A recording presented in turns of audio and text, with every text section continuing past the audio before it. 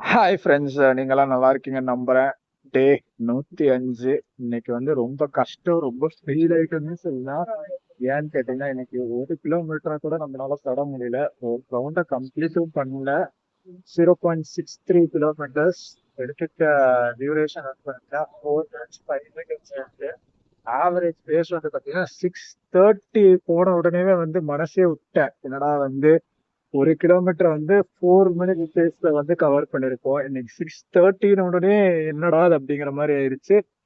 Plus shoe வந்து local brand வந்து running shoe ஒன்று வாங்கினேன். அது வேற ரொம்ப என்ன சொல்றது, போட்டு ஓடவும் முடியல, ரொம்ப வெயிட்டாகவும் இருக்கு. என்னதான் ஸ்ட்ரெயின் பண்ணி ஓடினாலும் வந்துட்டு கால் வந்து மரண வலி வலிக்குது. முடியல. ரெக்கவரி தேவையா என்னன்னு தெரியல, இல்ல அந்த ஷூ வந்து நமக்கு இன்னைக்கு ஷிஃப்ட் ஆகாம போச்சா என்னன்னு தெரியல. சத்தியமா 105ஆம் நாள் வந்து ரைட் லெக் வந்து செம்ம வலி வலிக்குது. ஃபெயில்டு.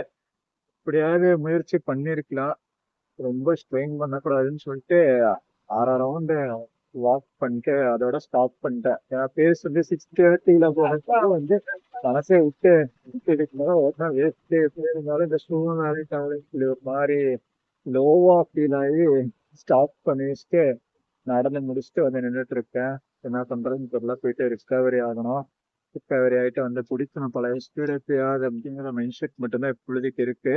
இதை பத்தி என்ன நினைக்கிறீங்க? அது வந்து கீழே கமெண்ட்ஸ்ல சொல்லுங்க. நாளைக்கு பார்க்கலாம்.